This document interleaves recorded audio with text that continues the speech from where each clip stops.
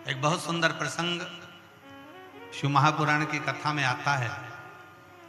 माता पार्वती जी एक बार बहुत सुंदर भगवान शंकर के लिए एक व्रत धारण कर लेते हैं और बड़ा सुंदर व्रत माता पार्वती जी करती, बहुत सुंदर व्रत धारण करती।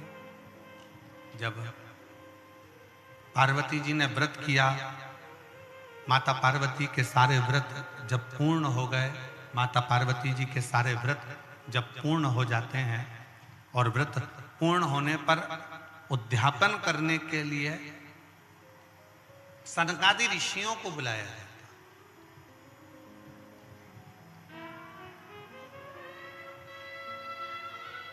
उसमें से सनत कुमार आते हैं और सनत कुमार आकर उद्यापन कराने के लिए बैठे।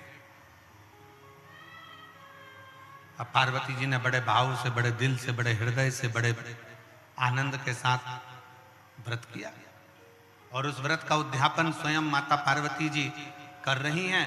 सनकादि ऋषियों को आमंत्रित किया गया कि इसका उद्यापन आपको कराना। अब उसमें सनत कुमार आए और उद्यापन कराने के लिए उन्होंने पूरा जो जो लगता है, जैसा जैसा लगता है वैसा वैसा उन्होंने क्रम किया।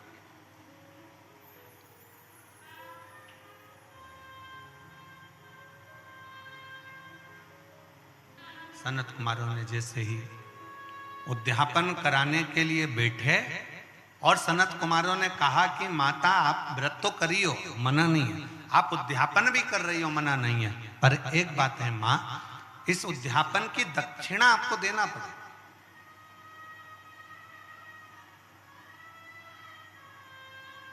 और बिना दक्षिणा के कोई उद्यापन लगता भी नहीं।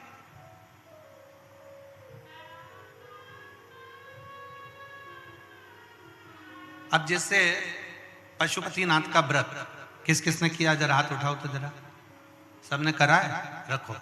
पशुपतिनाथ का व्रत कितने सोमवार का होता है? जम के बोलो जरा। 5। कितने दिए लगते हैं? 6 दिए। मंदिर में कितने लगते हैं? 5। अपने दरवाजे पर 1। प्रसाद के कितने हिस्से होते हैं? 3। मंदिर में कितने रखाते हैं? 2।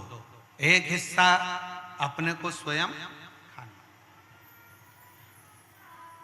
अब कई लोगों के मन में एक प्रश्न अड़ता है कि गुरुजी हमने 5 व्रत करे, अगर संतोषी माता का व्रत करते हैं तो उसका उद्यापन होता है, लक्ष्मी जी का वैभव लक्ष्मी व्रत करते हैं तो उसका उद्यापन होता है, हम गुरुवार का व्रत करते हैं तो उसका उद्यापन होता है, सोमवार का व्रत करते हैं उसका उद्यापन होता है, प्रदोष का व्रत करते हैं उसका उद्यापन होता है, एकादशी का व्रत करते हैं उसका उद्यापन होता है, हम देवी जी का व्रत करते हैं नवरात्रे का, उसका भी उद्यापन होता है, करवा चौथ का व्रत करते हैं चतुर्थी का, उसका भी उद्यापन होता है, तीज करते हैं तो तीज का उद्यापन भी होता है, छठ करते हैं तो छठ का उद्यापन भी होता है। तो पशुपतिनाथ के व्रत का भी उद्यापन होता है, क्यों नहीं होता? जब एक व्रत आप चालू करते हो और 5वां व्रत जब आपका पूर्ण होता है, तब 5वें व्रत पर जब आप श्रीफल, भेंट और 108 चावल के दाने या बेलपत्री या फूल की पंखड़ी या कुछ भी सामग्री, मूंग आदि कुछ भी शंकर जी को जो आप समर्पित करते हो, 108 चावल के दाने, 108 पत्तियां, वो एक साथ नहीं चढ़ाए जाते।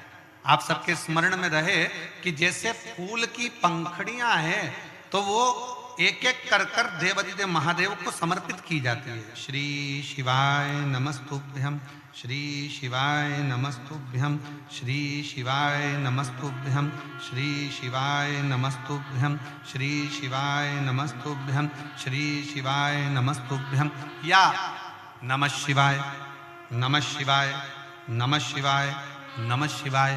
पुरुष है तो ओम नमः शिवाय, ओम नमः शिवाय, ओम नमः शिवाय, ओम नमः शिवाय। जिस मंत्र का आप उच्चारण कर रहे हैं, जिस भाव से आप मंत्र का उच्चारण कर कर 108 चावल के दाने या बेलपत्र या पुष्प जो भी समर्पित कर रहे हैं श्रीफल के साथ में, ये जानकर करें कि वो शंकर जी के पशुपति नाथ व्रत का उद्यापन है।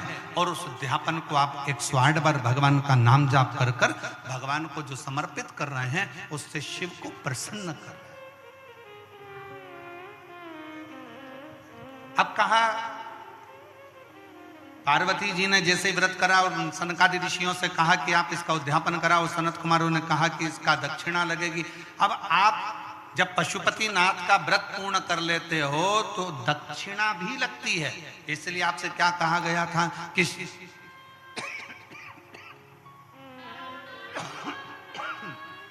गला पकड़ रहा बेटा, ये गला पकड़ रहा बहुत।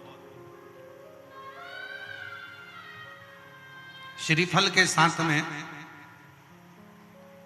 कोई भी दक्षिणा आप जो बन सके वो भगवान शंकर को समर्पित करिए, जो बन सके, जैसा बन सके, जैसा आप रख सके, जैसा आप दे सके, उसे आपसे जो बने वो दक्षिणा उस श्रीफल के साथ रखें।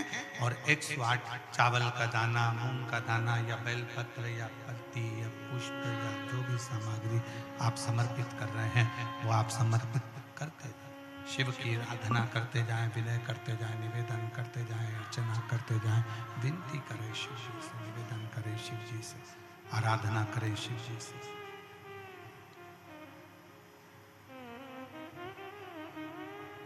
पार्वती जी ने भी पार्वती जी भी व्रत को धारण कर लिया।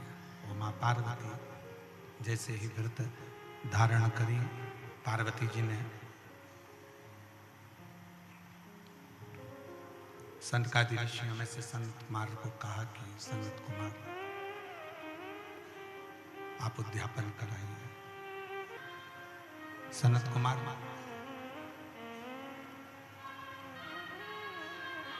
आप उद्यापन कराइए। सनत कुमार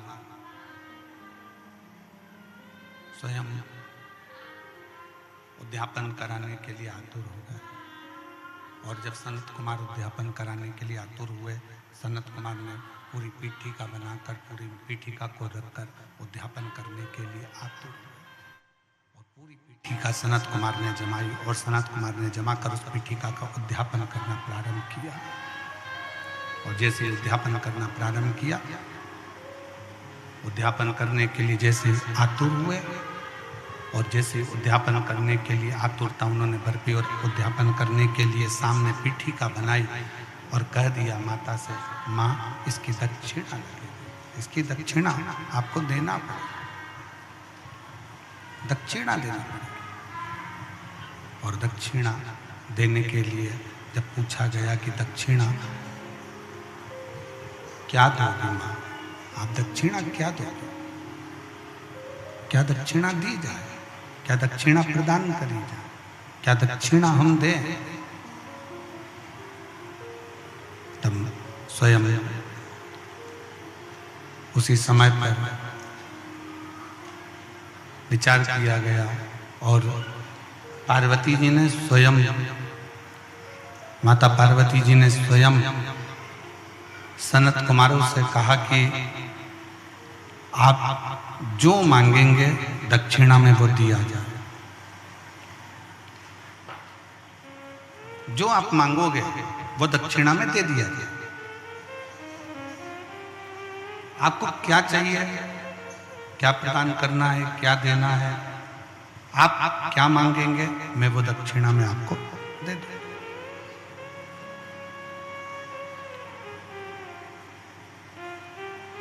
आपकी जो इच्छा हो वो दक्षिणा में मांगो। ठीक है मां, वचन देती हो ना मां? सनत कुमार ने पूछा माता पार्वती जी से, आपको वचन देना पड़े। मैं वचन देती हूं। पार्वती जी कहती हैं, जो मांगोगे दक्षिणा में वो मैं तुम्हें दूंगी, जो मांगो।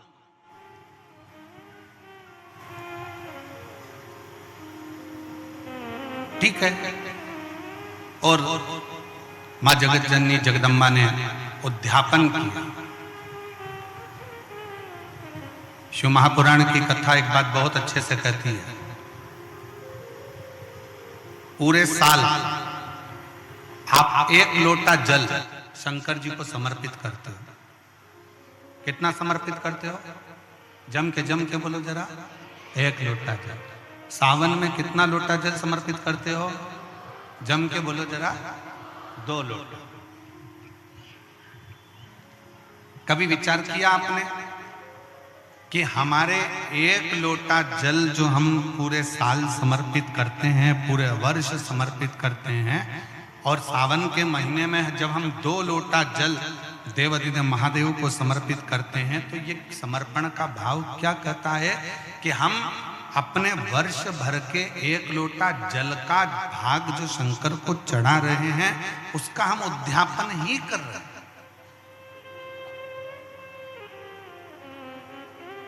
2 लोटा जल जो हम समर्पित कर रहे हैं, ये हम भगवान शंकर का उद्यापन ही कर रहे हैं।